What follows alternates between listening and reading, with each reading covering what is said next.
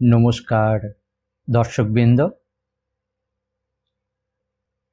শুরু করছি শ্রোতার দরবারে এই অনুষ্ঠানটি।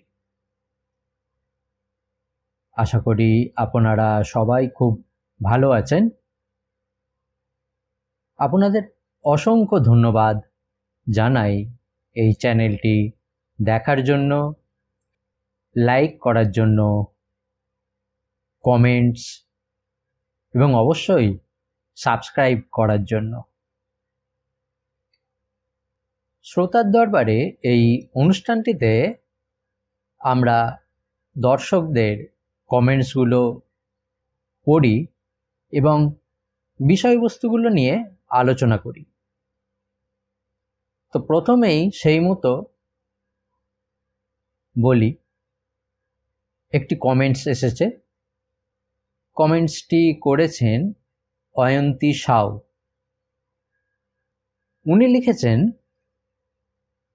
ভালো হয়েছে, ন্যারেশন উইথ ব্যাকগ্রাউন্ড সাউন্ড। এই রকম আরও ভূতের স্টোরি শুনতে চাই।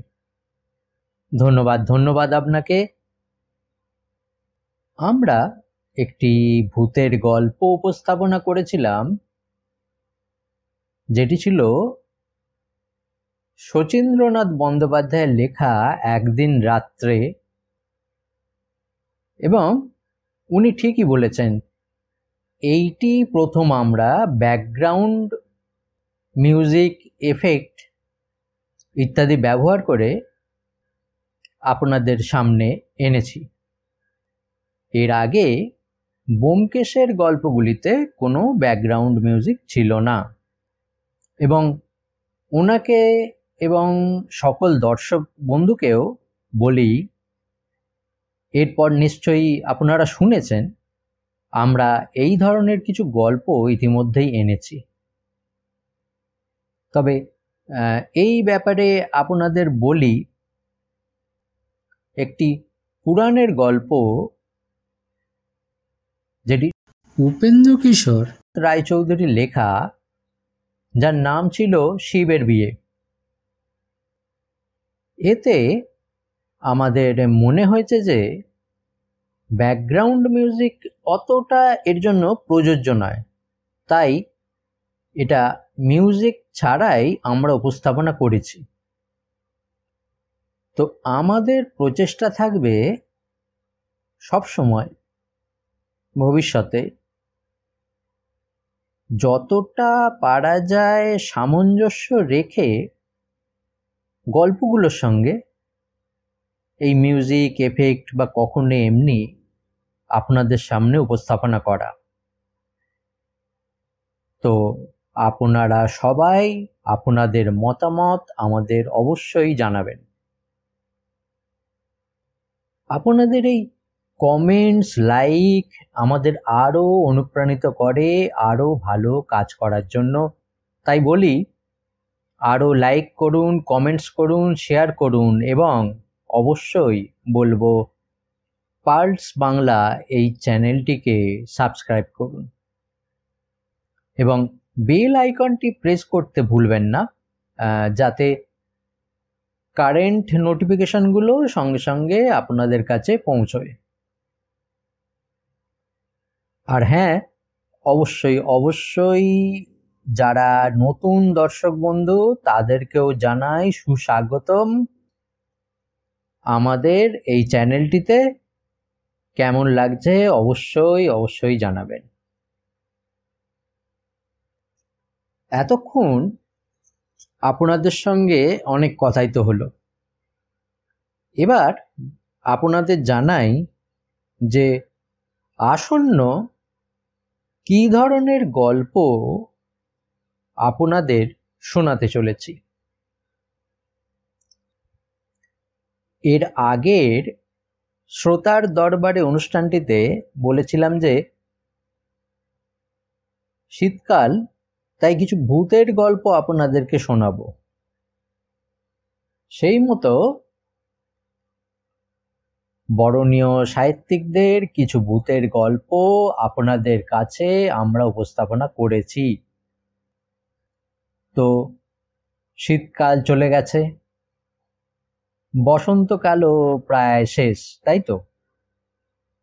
চৈত্রের অবসান, পয়লা বৈশাখ, গ্রীষ্মকাল, নতুন বছরের শুরু, 1430 পেরিয়ে 1431 সাল। শুভ নববর্ষ। শুভ নববর্ষের প্রাক্কালে আপনাদের সকলকে জানাই নতুন বছরের প্রীতি, শুভেচ্ছা ও সাদর অভিনন্দন। নতুন বছর আপনাদের মঙ্গলময় হোক, সৌভাগ্যের হোক, সমৃদ্ধির হোক, এই কামনা রইল। তো এবার একটু বিষয়ে আবার ফিরি। যা বলছিলাম, আসন্ন গ্রীষ্মকালে প্রচণ্ড গরমে অস্বস্তিকর, কখনো শুকনো, কখনো ঘর্মাক্ত কলেবর হয় আমাদের অবস্থা। মাঝে মাঝে কালবৈশাখীর ঝড় বৃষ্টি আমাদেরকে স্বস্তি দেয়। গরমের এই দাবদাহের কথা একটু ভেবে আমরা আপনাদের সামনে উপস্থাপনা করতে চাই বরণীয় সাহিত্যিকদের কিছু হালকা মেজাজের বা ধরুন হাসির গল্প।